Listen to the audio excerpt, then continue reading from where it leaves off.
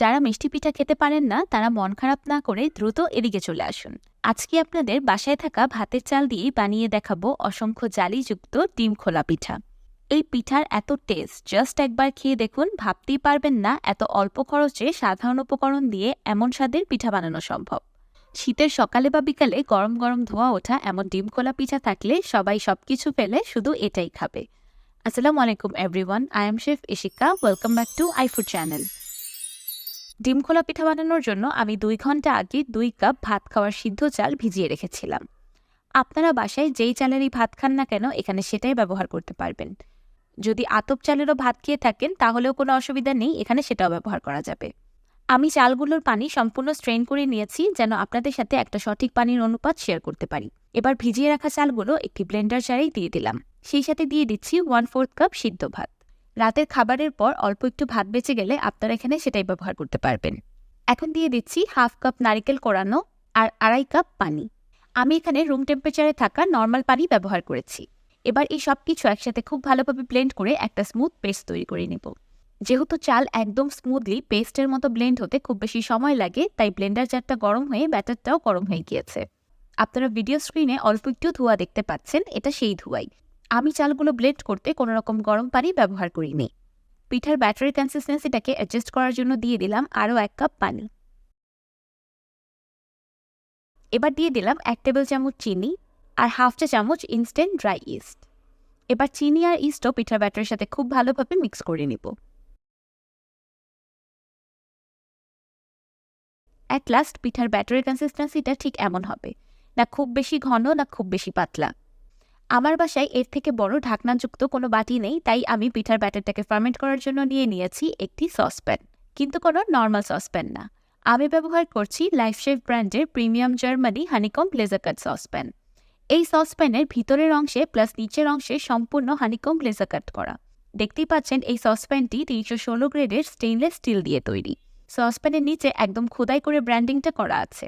এই কুকওয়্যারটি আপনারা ইন্ডাকশন সহ পৃথিবীর যে কোনো চুলায় ব্যবহার করতে পারবেন। এগুলোতে রান্না করলে খাবার একদমই আটকে যায় না, কিন্তু ননস্টিক কুকওয়্যারের মতো শরীরের জন্য ক্ষতিকারকও না। এমন স্টাইলিশ অ্যান্ড হেলদি একটা কুকওয়্যার কিন্তু আপনার রান্নাঘরও ডিজার্ভ করে। সসপ্যানের সাথে পেয়ে যাচ্ছেন একটি স্টাইলিশ গ্লাস লিড, যেটা এটার লুককে আরও বেশি প্রিমিয়াম করে তোলে। আপনারা এই প্রিমিয়াম কুকওয়্যারটি আমার বিজনেস পেজ অথেন্টিক বাই ইশিকাতে পেয়ে যাবেন। পেজ লিঙ্ক আমি এই ভিডিওর ক্যাপশনে ট্যাগ করে দিব। এবার আগে থেকে তৈরি করে রাখা পিঠার ব্যাটারটা সসপ্যানে ঢেলে দিলাম। এবার সসপ্যানের অ্যাপ্রোপ্রিয়েট ঢাকনা দিয়ে সসপ্যানটাকে ঢেকে দিলাম। এমন ছিদ্রযুক্ত ঢাকনা হলে অবশ্যই বন্ধ করে দিতে হবে। এবার পিঠার ব্যাটারটাকে ফার্মেন্ট করে নিব 3 থেকে 4 ঘন্টার মতো। আপনি কেমন ওয়েদারে পিঠাটা বানাচ্ছেন সেই অনুযায়ী সময়টা একটু কম বেশি লাগতে পারে। যেহেতু পিঠা তাই শীতের সময় বেশি বানানো হয়, সেই জন্য ফার্মেন্টেশনের সময়টাও একটু বেশি লাগে। 4 ঘন্টা পর ফিরে এলাম। দেখেই বোঝা যাচ্ছে পিঠার ব্যাটারটা খুব সুন্দরভাবে ফার্মেন্ট হয়ে গিয়েছে। উপরের অংশটা একদম ফোমি হয়ে আছে। আপনারা যেই পাত্রেই পিঠার ব্যাটারটা ফার্মেন্ট করবেন সেই পাত্রটা একটা গরম জায়গায় রেখে দেবেন, তাহলে ফার্মেন্টেশনের প্রসেসটা আরও দ্রুত হয়ে যাবে। এবার অ্যাড করে দিচ্ছি 2 চা চামচ বা স্বাদ মতো লবণ। যেহেতু লবণ ইস্টের ফার্মেন্টেশন প্রিভেন্ট করে, তাই লবণটা একদম লাস্টে অ্যাড করেছি। লবণটাকে পিঠার ব্যাটারের সাথে খুব ভালোভাবে মিক্স করে নিয়েই চলে যাব পিঠাগুলো তৈরি করতে। ডিম খোলা পিঠা তৈরি করার জন্য আমি একটি ছোট সাইজের লোহার কড়াই চুলায় বসিয়ে গরম করে নিয়েছি। এবার কড়াইয়ে হালকা তেল ব্রাশ করে দিলাম। চুলার ফ্লেমটা মিডিয়াম টু লোতে আছে। কড়াইটা সম্পূর্ণ গরম হয়ে যাওয়ার পর আমি চুলার ফ্লেমটা লো টু মিডিয়ামে করে দিয়েছি। এবার অল্প একটু পিঠা ব্যাটার কড়াইয়ে দিয়ে দিলাম। এবার হাতের সাহায্যে কড়াইটাকে ঘুরিয়ে পিঠার ব্যাটারটাকে চারিদিকে ছড়িয়ে দিলাম। এবার ঠিক মাঝখানের অংশে ভেঙে দিলাম একটি ডিম। ডিমে দিয়ে দিলাম স্বাদ মতো লবণ আর চিলি ফ্লেক্স। এবার ঢেকে পিঠাটাকে কুক করব 2 থেকে 3 মিনিটের মতো। 3 মিনিট পর তৈরি হয়ে গেল একটি অসম্ভব সুন্দর ও মজাদার ডিম খোলা পিঠা। প্যানের সাথে একদমই আটকে যায়নি, অনেক ইজিলি উঠে গেল। মাশাআল্লাহ, দেখতেই পাচ্ছেন পিঠাটা দেখতে কত অদ্ভুত সুন্দর হয়েছে। এই জালিদার খোলা পিঠাগুলো আপনারা ইচ্ছে করলে ডিম ছাড়াও তৈরি করতে পারবেন। আমি একটি পিঠা আপনাদেরকে ডিম ছাড়া তৈরি করে দেখাচ্ছি। ডিম ছাড়া পিঠাটা রান্না হতে বেশি সময় লাগবে না, 1 মিনিটের মধ্যেই তৈরি হয়ে যাবে। মাশাআল্লাহ, দেখতেই পাচ্ছেন ডিম ছাড়াও জালি পিঠাটা দেখতে কতটা বেশি সুন্দর হয়েছে। দেখতেই পাচ্ছেন একটি পিঠাতে কত অসংখ্য জালি তৈরি হয়েছে। এই পিঠাগুলো রান্না হতে বেশি সময় লাগে না, অল্প একটু সময়ে খুব দ্রুতই তৈরি হয়ে যায়। আমি একইভাবে সবগুলো পিঠা তৈরি করে নিয়েছি, কয়েকটি ডিম সহ আর কয়েকটি ডিম ছাড়া। মাত্র একটি পিঠার ব্যাটার দিয়ে কিন্তু আপনারা 2 রকমের পিঠা তৈরি করতে পারেন।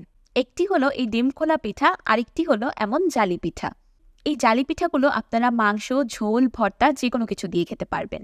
খেতে এতটাই স্বাদ লাগে যে বলে বোঝানোর মতো না। পিঠাগুলো থেকে এত সুন্দর একটা নারিকেলি ফ্লেভার আসে যে যাই দিয়ে খাওয়া হয় না কেন খেতে দুর্দান্ত লাগে। এবার আমি একটি পিঠা কেটে দেখাচ্ছি যে কেমন হয়েছে। এখন আপনারাই বলুন তো, এমন একটা পিঠা দেখলে কার লোভ লাগবে না? আমার কাছে ডিমের কুসুম একটু সফট খেতেই বেশি ভালো লাগে, তাই আমি ডিমের কুসুমটাকে সফট রেখেছি। আপনারা ইচ্ছে করলে পিঠাটাকে আরও বেশিক্ষণ রান্না করে ডিমের কুসুমটাকে শক্তও করে নিতে পারেন। আমার কাছে এই ডিম খোলা পিঠা সব পিঠার থেকে বেস্ট মনে হয়। যারা মিষ্টি পিঠা খেতে পারেন না বা খেতে পছন্দ করেন না, তারা একবার এই ডিম খোলা পিঠার রেসিপিটি ট্রাই করতে পারেন। একদম সফট, তুলতুলে আর জালিদার একটা পিঠা। আপনারাই বলুন তো, এর থেকে সহজ পিঠার রেসিপি কি দ্বিতীয়টি আছে?